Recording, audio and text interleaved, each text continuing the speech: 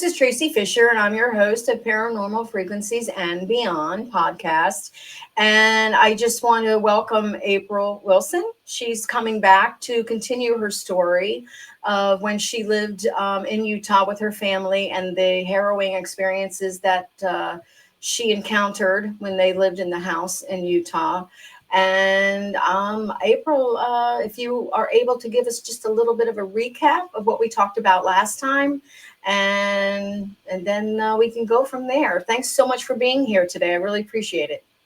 Thank you very much, Tracy. And I do appreciate this follow-up because we have so much to talk about. But, as before, I was explaining about all these things that were happening in the house. Okay. So, when I was getting a visit at night, we saw that child in our home. We went around to the neighbors to find out what, had happened in the home. And we talked a little bit about Stephen King filming The Stand. And the neighbor explained to us that someone had committed suicide. And then remember the housekeeper was like, Right. Hey, by the way, you have a little boy in your garage. My kid's playing with the kid. Yeah. And then, Shane playing with an imaginary friend and Matt hearing these voices of, don't mess with the boiler at night. And I didn't explain a lot about it. And it will be more in the book, but I have most of my communication through dreams. So I will have a dream of something, and then it's like how spirits communicate to me is through my dreams. And then, Shane having these nightmares constantly and talking about someone in the closet and, the pipes that were banging in the basement that were not connected to the boiler, and just being touched at night, seeing some creeper in the window, all these things weren't adding up. And then when I went to that bookstore, I have this lady I don't even know telling me that there's this little boy next to me. So, we talked a little bit about, oh my gosh, I've got to get a professional. I need someone because I don't know what I'm doing. So I reached out to my realtor, the one that was selling my West Jordan home before I moved into the Avenues, and explained to her about what was going on. Because, I was like, I got to get out of this house. And she explained to me she had a friend that was a realtor named Debbie White. And she's a clairvoyant and she's extremely gifted. And she basically only does this for special people on special occasions. She said she's maybe cleansed about 8 or 10 homes in her career being a real estate agent. And she said she'll only do maybe one cleansing a year because it takes so much energy from her. So she's like, I'll reach out to her and talk to her. Or maybe she can give you some advice. So So she gives me her information and tells me about her. And she's like, she's a Mormon. This clairvoyant was a Mormon. Debbie, blonde hair, blue-eyed Mormon, with this gift as a medium. And she was able to see spirits since she was young, very young. And she unfortunately had, and this is what my realtor told me, she had dreamt of her husband's death before it happened, 24 hours before. Yeah. And her angel guides had come to her to show her in her dreams, kind of like how I have my communication. And she told me, my husband was a helicopter pilot. When I talked to Debbie on the phone, I called her, and she said, my realtor said, listen, why don't you just call Debbie and talk to her and just tell her what's going on, and she'll kind of fill you out a little bit. And so we called Debbie, we talked, that's when I found out she was Mormon, and we connected then. And I told her about not hardly anything at all in the house, but she was just talking to me about, hey, I think my gifts are kind of a curse because I can't sleep at night. There's tons of spirits coming to me all night long. Everywhere I go, these spirits just attach to me. I can drive down a street and they'll be in my car, and And she's like, it's just too much. So she's like, I really have to talk to you that I haven't done this because after my husband died, which was just like 2 years prior to me talking to her, she's like, I don't know if I have enough energy to do this. But she's like, why don't I do this? She's like, let me at least come to your home, and I don't want you to be in the home. So I don't want anyone in the home. I don't want your energy to influence it. And she mentioned something to me, which I thought was quite interesting. She said, if you're in the home, even your thoughts in your mind will provoke these spirits or entities. Wow. In the house. So if you're thinking about it while she's there, she's like, the fear inside you will bring the spirit into, almost as if you're calling the spirit into the room. Like, I'm here, you thought about me, hello. And she's like, I don't need any of your influence. So if I can just go to your house, don't tell me anything about it. Give me a time. I just want to go through it. And what I find, I'll come back and I'll call you and let you know what I think. Um, and if I feel like I'm going to go forward with this. And so I was like, okay, but I want to let you know my intentions as well is I don't want to sell this house unless I know that we can cleanse it. So um, I was told that you're like the most powerful cleanser ever, that a lot of people have known. And your recommendation becomes something that I'm very I trust your insight. So I said, in the process of this blessing, getting out of the house, I'm in the process of actually moving into a new home. And so I said, the home's open. I just sometimes have housekeepers in there. No one's living in there. At that time when I called Debbie, we were living in the hotel. Um, and we were just in the process of moving into our new home in Draper. But I said I wanted to make sure this house, was clear. So Miss Debbie came to our house. I remember it was a cold day, sometime in March. And she came into the house, entered the home, and I'll explain to you kind of what she found out. Instead of just going over the phone conversation, I'm going to explain to you kind of what she found out. So she gets in the home and she says, of course, it's very, very cold, dark. And she said she could just feel the energy that just surrounding her, dark, evil energy. And as she walked to the front door, from the front door into the hallway, she said she saw this man standing at the edge of the stairs, almost like a gatekeeper, kind of like guarding her from coming upstairs. And she explained to him kind of, this is, this is not your home. You're not supposed to be here. What are you talk to him a doing little here? bit. Yeah. And she didn't tell me, all the things she said to him, but she said she had worked her way upstairs, and it was almost like he was pulling her back down towards the basement because he didn't want her to go up there. She said it was a struggle.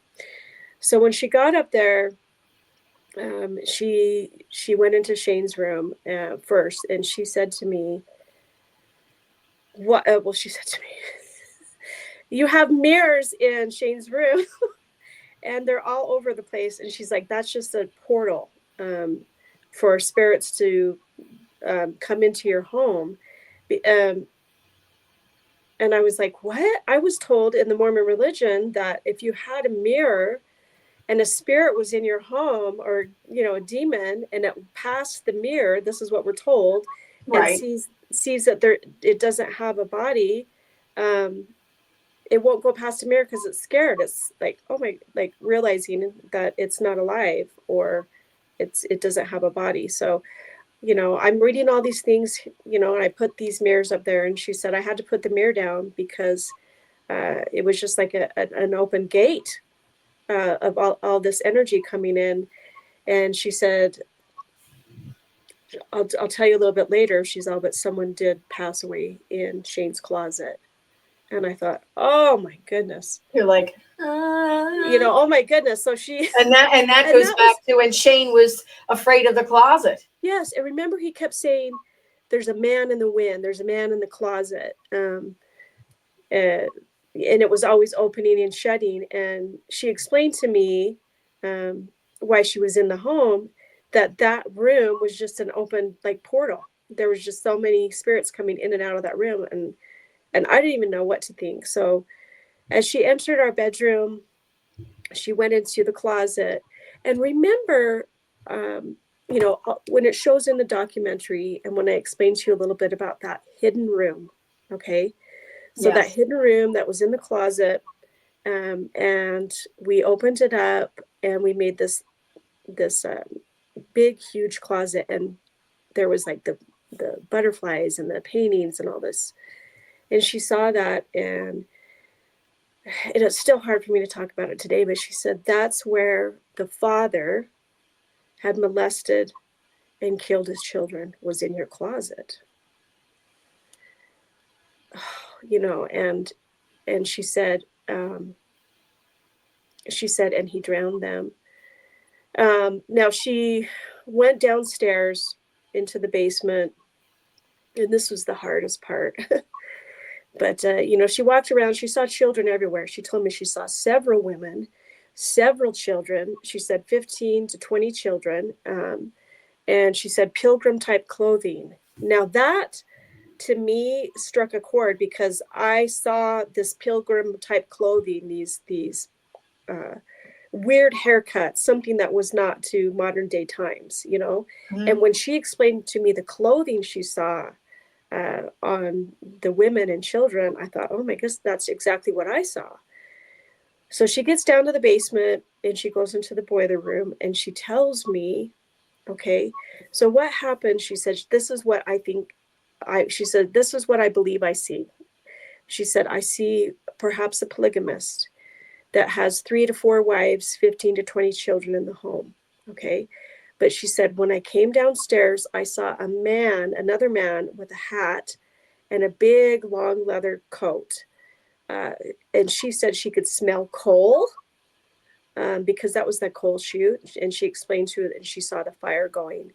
And she said what happened was, so this man, this husband, polygamist, was murdering his children, killing them, drowning them, torturing them, molesting them, whatever he was doing was the most evil thing ever. The third wife, she said, was in the basement in the boiler, just gave birth to her baby and put the baby in the boiler and killed the baby. Oh God. Why do you think? Do you think Because because she saving it knew from? the child would be molested, the child would be killed. She didn't want to see her child be tortured, Huh. and she thought she could save the child from that terror of a man by killing the child. The problem was, something must have happened. She said it was like her brother that was there. He was not part of the family, but he had come there to guard that boiler. And she said, and I'll explain to you in the blessing about the boiler. If I forget about it, remind me. Okay. Okay. So just say boiler and the blessing. What about that blessing? Okay. Yes. So he was protecting the boiler. And then remember when Matt was sleeping and he got woken up, don't mess with the boy. Don't mess Yes. with the I remember boiler, you telling me that in the with first that part. strong Yes. voice. Okay. So Debbie told me she heard the same sentence. Really? Okay. Huh. Yes. Except it was, quit messing with it. Don't touch, stay away from the boiler. And he was guarding it. And she said, what I think happened is that they had suffocated the baby and thought the baby died. And when they put the baby in the boiler, it was screaming and crying. And Matt and I would hear crying of children at night. And that's what that was, that echo of that energy and that pain. And the banging on the pipes, she said to me, was the distraction that her brother was causing so that the To husband wouldn't hear the child screaming. Oh my goodness sakes, and I thought, what have I gotten myself into? So we Let me talked. ask you a quick question Yeah. going back to Shane. Yeah. How old is he now? He's 27. Does he have abilities like you do? Yes, he does. Yes, he does. Okay. He Because does. you said he could see the person in the closet. I immediately said, Yes. I know you have abilities, and I thought they say that's hereditary. So I just didn't mean to interrupt your story, but I was Oh no, curious. I'm glad you did, because you know, it's such a young, you know, he was like about 6 years old when we moved into the home. And ever since then, he's even told me when he's gone to people's houses, like, do you have a Ouija board here? Because if you do, I'm not coming in your house. I feel some dark energy. He can feel the same thing I can. So he does have quite the gift, but he doesn't ever explore it. He just tries Right. to ignore He it kind of because lives with it. yeah, he still has issues with it. He still sleeps with the light on. So, you know, here we are. Debbie's talking to us about all these things she finds in the house. Things are starting to click, like, oh, like Mm-hmm. I didn't tell her about the boiler. I didn't tell her about anything. I didn't tell her. The only thing I told her was a couple of things, and then when the house was available. Because, like I said, we'd got scammed many times before. So Debbie, you know, she calls me. We're talking about all this stuff, and we're talking about energy, and we're talking about it's going to take her months, several months to get enough energy to cleanse this home. She said there's so much evil Oh because my gosh. the traumatic energy that was trapped in the house was so intense because it's murdering your own family. And she's like, and that's the hardest to get rid of, because somehow he has kept these children and the family from going towards the light. He's threatened them, so they're scared. So that's why they're trapped here. And she said, you know, you have over 21 spirits in your home. She said, I do see a woman that has been there before, maybe the first original owner. Um, and all I do is see her constantly doing chores all the time with her broom, and she's sweeping and she's sweeping and she's hitting the sheets with her broom, you know, like cleaning, and she's going Wow. around. And Matt remembers, he remembers getting hit in the back of the head when he was going down the stairs. Um, I swear to you. And he says he felt like it was someone hit him with a broom. Hmm. So she was, some ladies, you know, maybe the first, get out of my house, I got to clean, you know. Exactly. I'm I'm trying to make light of it. You're in my way. So you know, it was really traumatic, you know, because I'm hearing these things, and I'm like, it's all coming together. And well, I have this murder in my house, you know, that killed these children, and I'm living in this home, and no wonder, you know, there's so much energy going on. So we decided, okay, Debbie, you do your thing, give it a couple months, we're going to move into our new house. Okay. So we move into our new home, and we take, you know, all of our belongings, and we even took a couple items from the house that I thought was kind of neat. It was historic. And we took a Bible that we had found behind the um, fireplace when we were taking that mirror out, that crooked mirror that we saw, that Shane kept saying he saw someone in the mirror. And so we took that. And when we took that balcony down, remember that weird balcony I was talking Yes. about that went from the closet to above the bathroom? Okay. Mm-hmm. So we took that because it was like the most beautiful oak.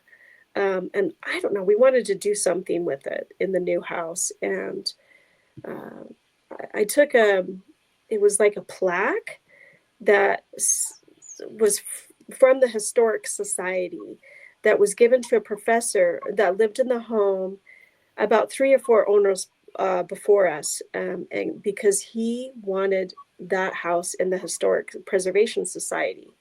So he worked 6 or 7 years getting the windows back to the original. The floors were the original pine, you know, all these things. So I thought, you know what, that's kind of really neat. I'll just bring that with me too, and a couple other things. So we get into our new house, and we'd been in there, I would say maybe 30 days or so. Uh, and it's just different. The big side of town. It's in Draper, big windows, beautiful place. And I still work in graveyards, and Matt's, um, I think he was just getting ready to take the kids to school. It was sometime in the morning, and he was downstairs in the basement, and he would take a shower in the basement so he wouldn't wake me up and bring the dogs down there and keep the house quiet. And he's in the basement, he's taking a shower, and there's like a shadow that goes by the shower door, like a tall shadow. Yikes. And he's thinking it's Nate. He's like, Nate, is that you?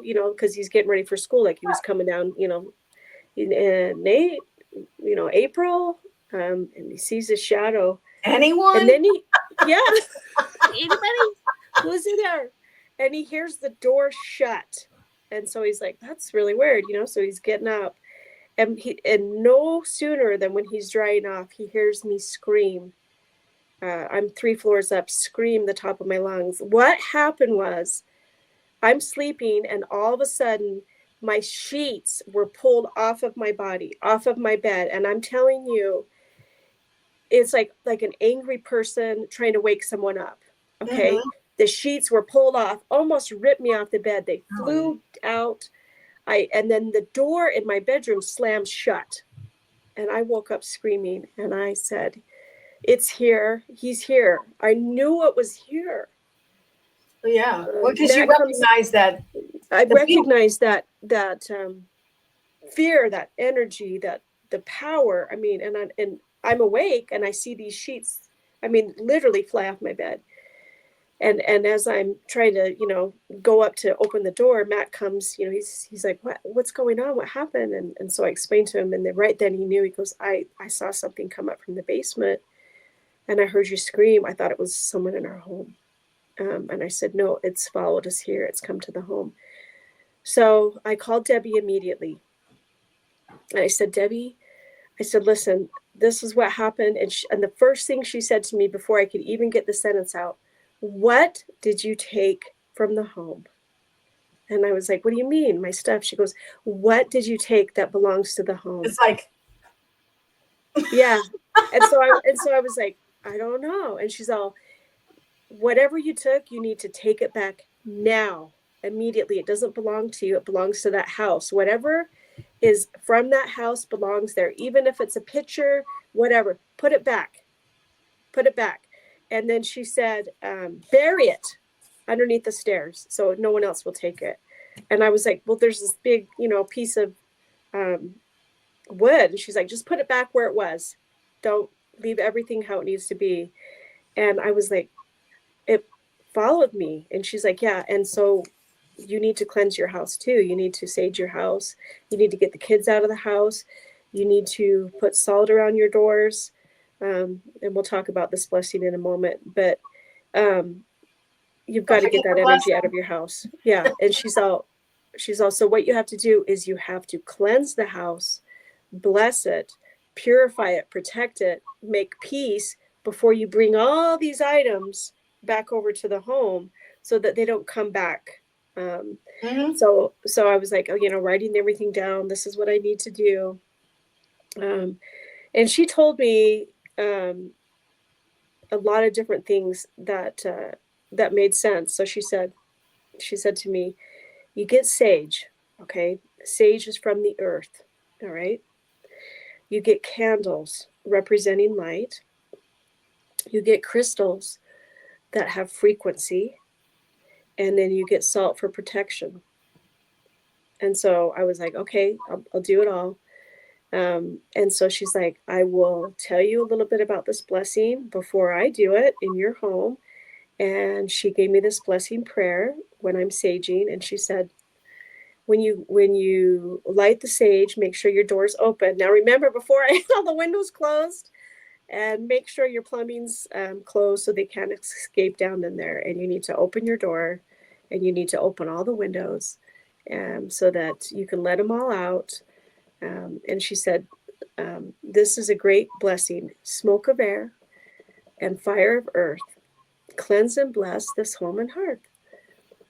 Drive away all harm and fear, that only good may enter here. And and that was powerful to me. And she said, you have to set your intentions. I thought, I have never heard of that before. I mean, here I am, still this Mormon girl, totally unsure about the spiritual world, and I'm getting this, I guess you could say, advice from a gifted clairvoyant telling me what to say. And I felt so powerful because I was so scared, Tracy. Oh, I'm I thought, sure. I mean, and then what? and the fact that she also was a Mormon, but she she somehow practiced and she helped you. I think she was, by divine intervention, she was guided to you to help you understand what needed to be done to cleanse the house. Because I'm not, I'm, this is just my opinion. I think if it had been anybody else, it would have probably been hard for you to sort of embrace that request and Yes, blessing, yes. blessing methodology, because, but her being Mormon, I think helped you immensely. I think you helped Yeah. each other, because you both had that connection. So, yeah, I mean, I've heard lots of stories from people who have tried to cleanse their house, or they get the advice, and and it's very similar. You got to make sure that you start out, you know, and I didn't do that with my apartment, but my apartment is so young that it's like, and I don't feel anything. But no, I think when you, especially if you move into an older home, it's very important to respect the energy that was there before you and the energies and generations that were there before you, because I think everywhere they have energy, it's just whether or not they choose to make themselves known, or do they just, Yeah. or to just hide quietly in the corner and not bother us or whatever. But Yes, please, please, yeah, please. And like I say, I can laugh about it now, but because it's been 20 odd years of me, researching this and understanding it and using my power and using my blessings and my insight and to everything help I've other learned. people. Yes. And I'm really glad that you mentioned that, because it was like I couldn't really connect with any of these people in the paranormal world. Okay. I just didn't like it because, and this is what I try to, it's still hard to this day. I suffered severe trauma, like the most fearful thing you could ever experience. And then people wouldn't believe you. And it was really hard. And when I talked to Debbie, and she told me, she was Mormon, and she explained to me about um, kind of the brainwashing they do to put fear tactics in you, that you see these things that you're told to fear, and you develop them in your mind, and that's what you will produce. You can produce your own energy just by thinking about it. Mm-hmm. And so I was like, so this whole time, the more fear I had, my mom telling me I'm living my life wrong, my friends not believing me, all these things that are happening to me, I felt so alone. I'm so sorry you went through that. No, I hate to be crying, but No, no, please. and this is why I'm doing this, because I want to start like a support group for people that have experienced this. And I had a really dear friend of mine, Anne Exora, beautiful girl. She has like 7 children, the most wonderful mom in the world. Oh, I just love her to death. And I would just call her and tell her everything that was going on in the house. And she said, listen, I said, I'm in this new house. Come see me. I need to talk. And I just had to just get it out, because I'm like, it followed me here. I didn't know spirits could follow you. I've got this huge debt. I've got this house sitting there with all these spirits. I'm in over my head. I'm exhausted. All the stuff you want to talk to your friends about. And she said, listen, I have a girl that goes to my daycare. Her husband's a paranormal investigator. He does investigations on paranormal activity. And in the meantime, she's like, I know you're talking to Debbie and stuff. Just reach out to them and see what other advice they can give. She's like, you need all the help you can get. Yeah. So I was like, you know what? I'll do that, because it's going to be a couple months, anyways, before Debbie's ready. I'm not in the home. And so I called the phone number that I was given, and I talked to this gentleman, Bill Spencer, and his cousin, Jeremy. And they were paranormal investigators that their whole goal was to just be able to prove there's some type of spirit in the home, some type of evidence to help other people. And they weren't going to charge anything. And everything was so genuine. And they were just wonderful, welcoming people. And they said, listen, we're just going to go there and get evidence. We want to try out the new ways that we can understand spirits. Mm-hmm. We want to talk to you a little bit about energy and what we can find, and maybe we can help you. So I was like, all right, just go over there. So we met him. I think it was like pretty late at night. I don't know why it was so late, but I think it's because, they both work regular jobs. Mm-hmm. And they were there late at night. And I remember Matt, he gave him a bottle of whiskey. He was like, you're going to need this, He's like, you're going to need this. And You're going to need some liquid courage. and I know Bill and Jeremy will laugh about that, definitely. And they're like, no, we don't need it. And so they stayed the night in the home, and they called the next day and they said, listen, we got a lot of different type of activity. Our cameras weren't working that well. We've got a lot of noise background, some doors, some footsteps, things like that, but not a lot. We'd like to come back again a couple more times this week. So they did that, and they got a couple more recordings in. And here's the neighbors seeing us with these guys walking in with black clothing, all this stuff, calling the police, saying that there was people breaking in the home. Oh gosh. So it was hard because I have neighbors watching all the time.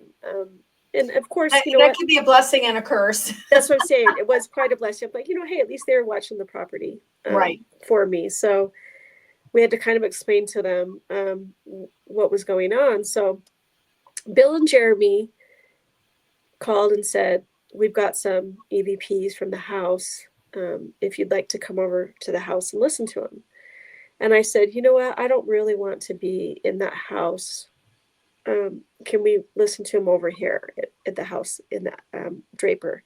So they brought over the recordings. We listened to it. And what I heard, and I might have explained this before, and you can see it in the documentary, was the voice of the little boy that would come to me that would say, my mommy, please wake up.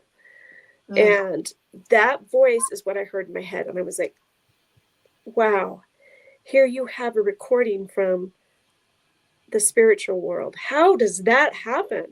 Okay. And Bill and Jeremy, and I might have this totally wrong because it's been a while, but they explained to me, they put out the Hebrew language frequency in reverse. So the language is reversed. So like my name, April, would be Lurpa. Okay. So they reverse the Hebrew language, they send it out, and it comes back the opposite way in our language. I have no idea how that happens. I have never heard of that. Yeah, but I don't doubt it's some kind of frequency wave that's opposite that brings it back to our dimension and our timeline. And I was like, timeline, dimension, what are we talking about? Here we all know about this now, but I'm so confused. And he said, listen, all these EVPs are trapped energy. This is energy in the home that has stayed there stagnant. These voices are like arguments or conversations from centuries ago. And he's like, so listen to this. So it said, get out. The same thing we were talking about before, get out. The weirdest thing, it said, Miss Miller has power. So that was, my maiden name, Miss Miller has power. There will be no report. The sheriff is coming. And then I heard, it's harvest time. And you could hear something like a door opening. And so that's why I decided to name. I'm getting goosebumps just listening. I know. I could hear a door opening. And so that's why decided to call the book Harvesting Shadows because this house was harvesting shadows. It was Mm-hmm. harvest time, but a different type of harvest. Um, I find that from what Debbie told me, from Bill and Jeremy, all these things, that most everything in the house is energy, whether it's a conversation, an event, something traumatic, or thoughts. Um, whatever energy is going on in your house, um, people coming, say someone had a fight or a divorce, they come into your house, they, say these horrible things, they leave. Okay. Imagine 40 years later, someone listening to an EVP hearing that conversation. And Yeah, so I when mean they, that yeah, energy is imprint. That energy is yeah, imprinted forever, yeah, yeah, and I find it all very fascinating because I think there's so much to the spirit world. I don't even think there'll be enough time in the world to understand how it all works. And I believe we're not supposed to. I yeah, believe, you're right. We're we not have to supposed wait to. until when we depart this plane and we go somewhere else. I always say that whoever passes away has the biggest perspective. I mean, they know everything. They know every mystery to the universe that they wondered about when they were alive. And I think all of this, being able to tap into things that were said, energy, like you said, negative energy, even positive energy. But I don't know if positive energy uses up the energy to stay put. It seems like whenever we, as you're describing, the negative energy is what stays behind, and that's Yes, what we catch. yes, yes. And I start the book in the introduction talking about something so horrific that lingered with these children, that they had to try to come to me and say, listen, wake up, please help me. Something's happening. So so finishing off, we're in the new house. I do the blessing, the cleansing. Debbie says it's time. We've had the EVPs. I'm learning all these things. And she says to me, she says, when you come to the house, don't bring the children, don't bring Nathan and Shane. I want you to take pieces of clothing from each of you and sew it together. And what that's going to do is create like an unbreakable bond to show the spirits, that your energy basically is a collaborative strength that can't be broken. So just, a couple of pieces that you can hold in your hand. I took a piece of material from each one of our shirts and sewed it together, just about as big as my hand. Mm-hmm. And she says, so I want you to come, bring friends and family.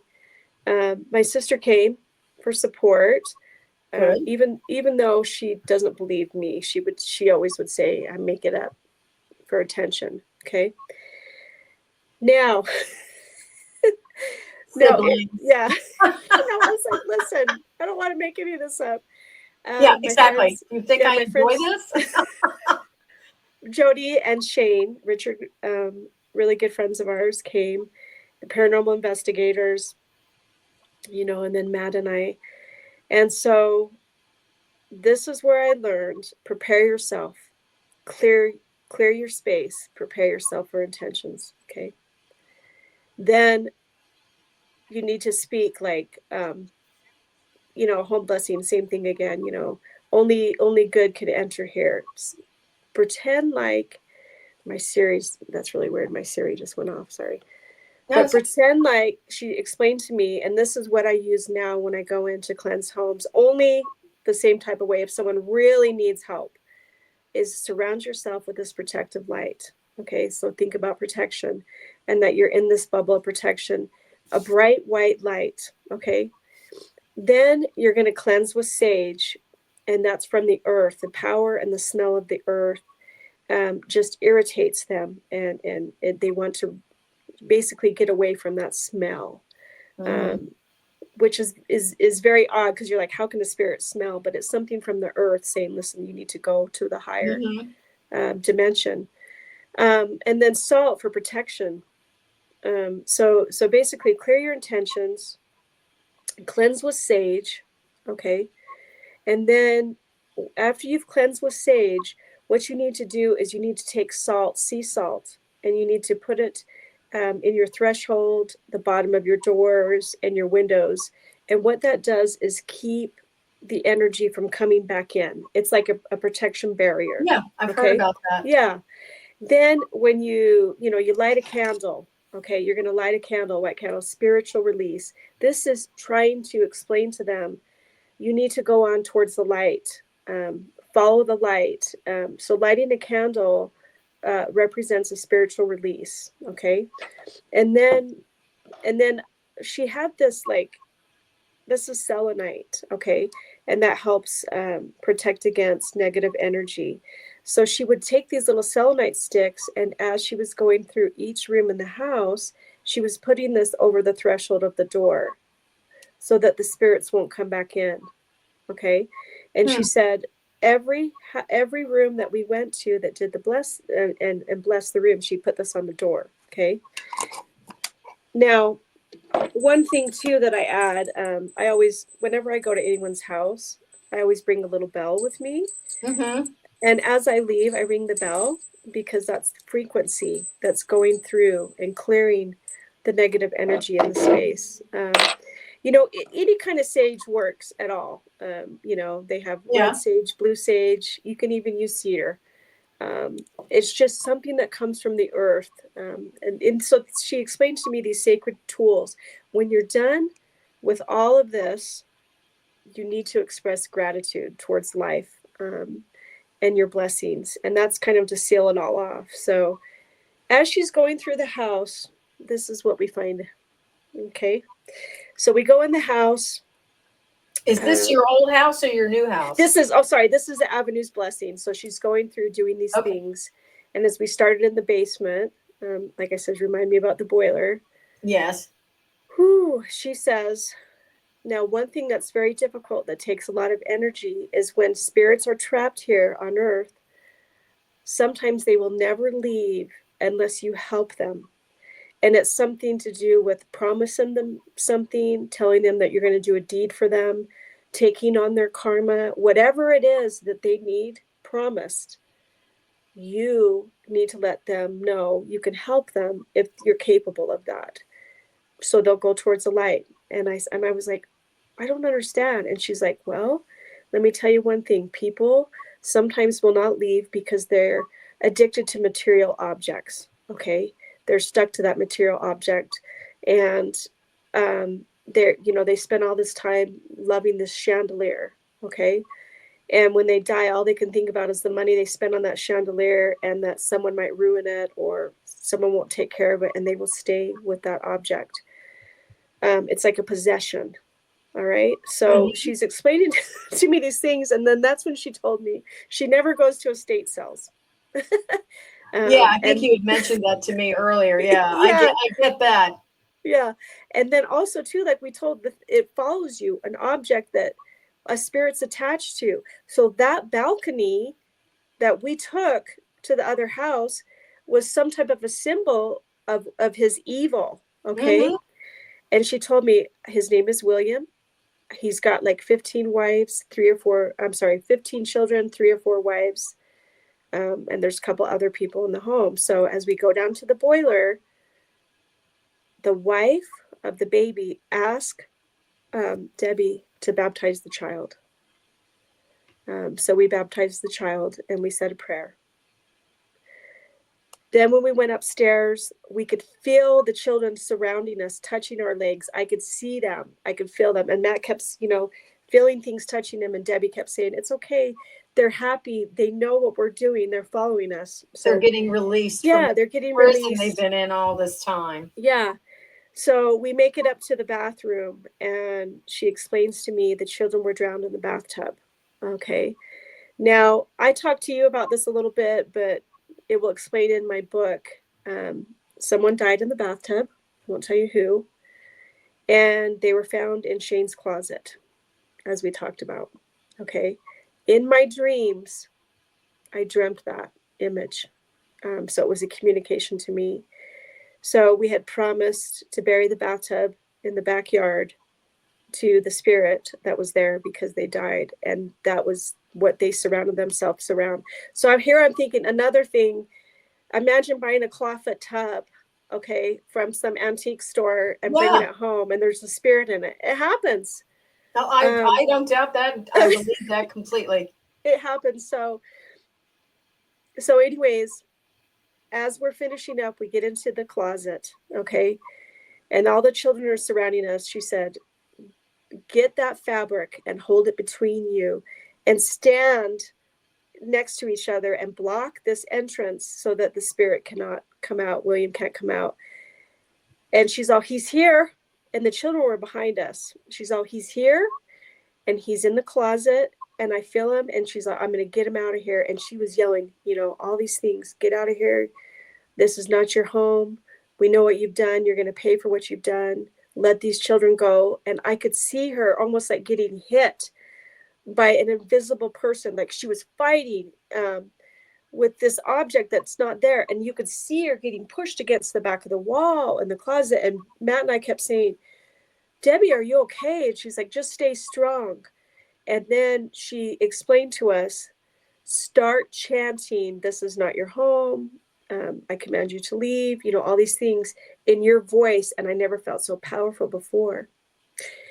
And as we were saying that, all of our energy together, like pushed the children out in above him to the closet. I could see him. We could see light.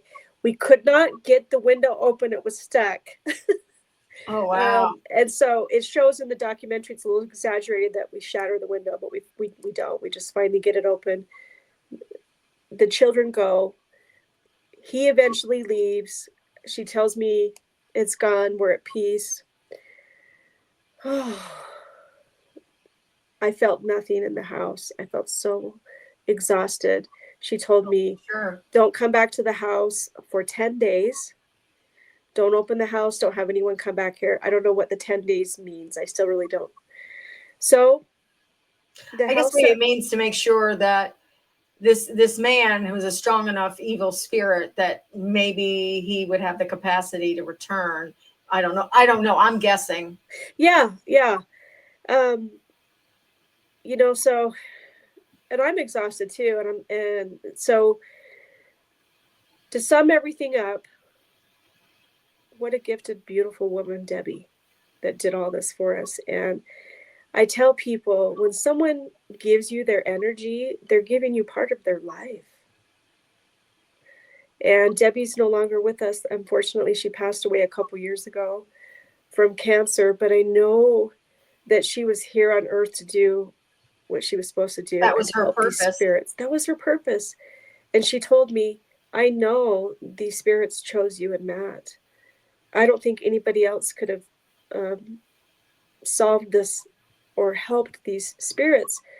They were just being ignored. And there were so many people that lived in the house before us. So what we basically figured out from putting everything together was it was around the 1930s, a polygamous family that lived in the home that was hiding information from the local church. And so that's why I saw the children hiding all the time in the closet under the stairs, because I believe they were hidden because polygamous is illegal at that time. And it still is. So we let the house sit vacant for 6 months. And we kept going over to the house all the time. Well, actually, I sent Matt over there. I didn't go out as much. You're like, I'm done. If I never set foot in that place, it'll be too soon. You know that, Tracy. And I did that. I had him keep going over there and saging and doing all these things. So we sold the home after 6 months. There was no energy. It was beautiful.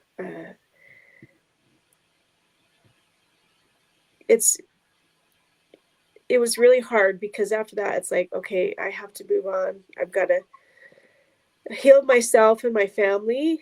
And so what I did was, as I was scared of material objects, crazy enough. So I got rid of every material object I have, my clothing, my jewelry, my furniture, everything I owned. we gave it all away. We gave all of it away. And it was like the most liberating experience I have ever had. I felt so free. Um, sorry, it's just so. I just had such a wonderful experience. So what we did was we packed all of our stuff in in our Jeep and our dog, and we went to Kentucky, and we lived off grid for a year, because I remember Debbie telling me, you have to get rid of the energy of other people around you, what's causing you these issues, and your thought process, and you need to ground yourself. And so, I was there every day grounding myself. It was about survival, trying to find water. We slept in a tent. We cooked on the fire, and I'm telling you, it was the most beautiful experience ever. I did so much shadow work that I'd like to talk to you about a little later when we get together again. Absolutely. Love to have you on. I did so much shadow work, and it was just the most wonderful thing. Being away from social media, phones, people's influence, and just being with nature. It's almost like it's a purifying experience for you for yes doing that. It's like it cleanses everything. Yeah. And it was the first time in my life I started to really talk to my angel guides. Your what? And this is what I found out, Tracy, my angel guides. Oh, okay. So as I'm starting to acknowledge my angel guides and talk to them, my life has completely changed for the better. And I always talk out loud my intentions and what I want. And I've changed the way I think about energy and talking to people, and just trying to let everyone understand that, like we talked about before, this world's about karma, and it's about energy and frequency and everything to do with the power of your intentions. And if you always surround yourself with light and beauty and just kindness, it's so much easier to go through life than to constantly think of the past and scary things and fear and all these tactics. So, as I coming up at the end of this month, March 28th, I'm going to be doing a book signing of my book, Harvesting Shadows. So I'll be doing a book signing at Crohn's Hollow. And it's just like a meetup for all the Utah paranormal peeps, I call them, because they're, Utah has quite a following.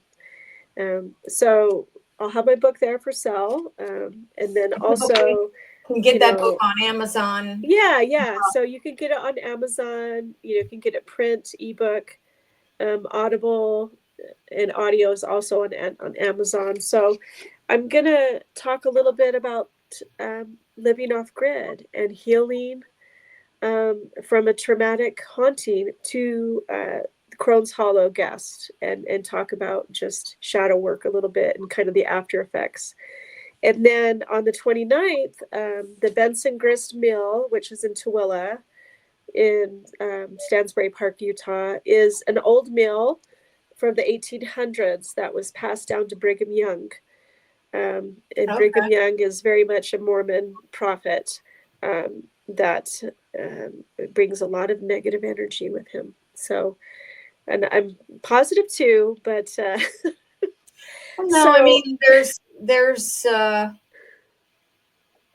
truth, and not everybody is receptive to that truth, especially if they've spent their whole life following a faith. And so there's some unpleasant. There's just, for every religion, for everything, there is some unpleasant truths that we all need to kind of, I think, understand and not push it away, but just understand. Doesn't make us any less of individuals, but these unpleasant truths, I think, sometimes need to be heard. But anyway, I'm sorry, I didn't mean to. No, they do. And so, and like I say, to a lot of the times when I do conventions and things like that, which I'm starting to, is speaking your truth is a sign of strength, and that's your courage to be able to let everyone know that I'm not afraid to talk about what I experienced. It's different from what you could experience. It's different from what Matt experienced, and Debbie and my children. But I can tell you a couple more things. One is the house is completely cleansed. Nice. I've driven by it, because I have an upcoming documentary I was follow-up. just going to say, we have a few Yeah, minutes left. I want to hear about your yeah, yeah. documentary. So I have an NDA right now, but this fall I'm going to be having an upcoming kind of a follow-up to the documentary What My Life Is Like 20 Years Later. Okay, and Okay. kind of a little bit about what happens to a family after you've experienced all that trauma, and what is your life like now, not only spiritually, but mentally and um, physically, and just how you survived. So I did have a documentary team kind of follow me to Kentucky and take pictures of us living off grid, and just talking about healing and shadow work, and kind of we're nomads.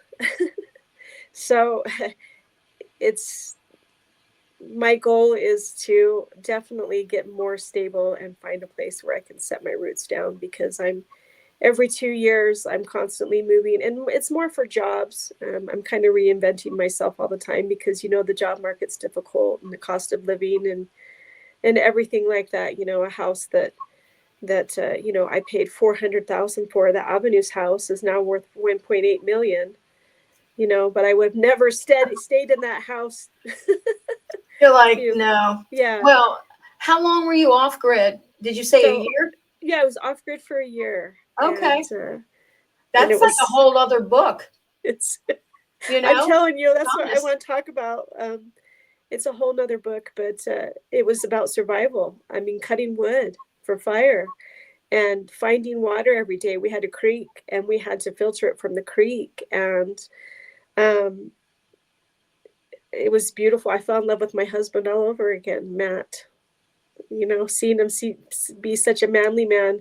When we got there, we had to build a bridge, okay, because the flood had washed the bridge out. From the time we bought the place to when we got there, within 5 days, the bridge was washed out. So we had no way to get to the property. I wanted to start a homestead. I wanted to start from scratch, and I wanted just to ground myself. And I think it was having no energy and anyone's influence around me for a long time was amazing. So it'll be exciting to talk about this in the upcoming documentary. And part of the documentary, they had me drive by the house to look at it. And I'm telling you, it is so beautiful. They painted it, there's yellow flowers outside, the landscaping's beautiful, and I couldn't be more It's like happy you to gave that know. house a second chance. Gave it a second chance. So, And when is this um, documentary expected to be, I so guess? it's going to be on a streaming platform, and we're looking at this fall. So it's going to be Okay. coming out this fall. So I definitely will keep you posted in our upcoming podcast, and kind of build up to that. And I'll have a website with a support group and things like that, because that's really my mission, Tracy. Is I want to support other people that have experienced this, and just to explain to all of you, it's okay. You don't need to be afraid. It's just some type of energy or spirit that's trapped, that's trying to communicate with you. And if you can't do it yourself, reach out and try to find a professional. But the power's within you. And that's something I But took away the first time you and I talked.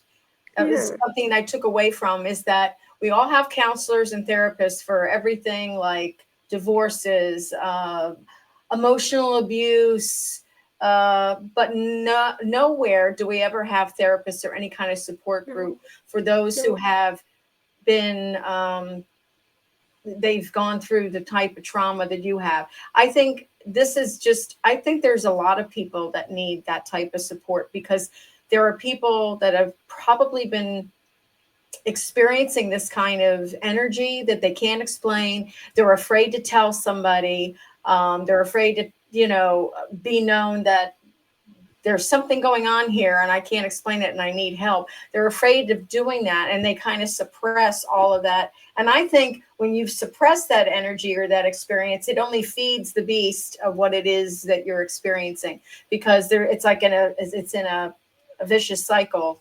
And until you sit down with somebody who's either experienced it or understands it, um, you're not going to stop the cycle. It's just going to keep going.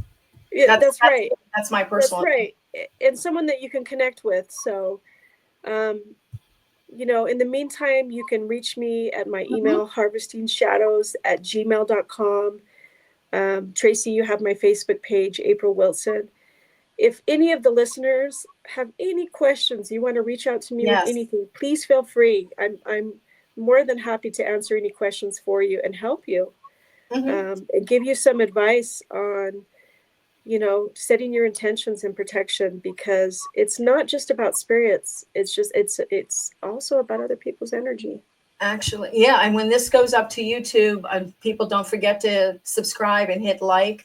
And if you have any questions or comments about this particular episode, you have the comment section down below, and April and I can both interact with you. I mean, she gave you her information, but this has been I just love what I'm doing with this podcast and being able I to do talk to too. people about the paranormal, because it's been a passion of mine for a long time. I'm so glad that we were able to talk again. We'll definitely be talking again in the future. Yes, And we will. I wish you well and good luck. Thank And you so much, Tracy, and thank you, listeners. And until yes, we meet again. yes, absolutely. You take care and have a great rest of your weekend. And thanks everybody for listening. And we'll see you next time on Paranormal Frequencies and Beyond. Take care and keep on being spooky.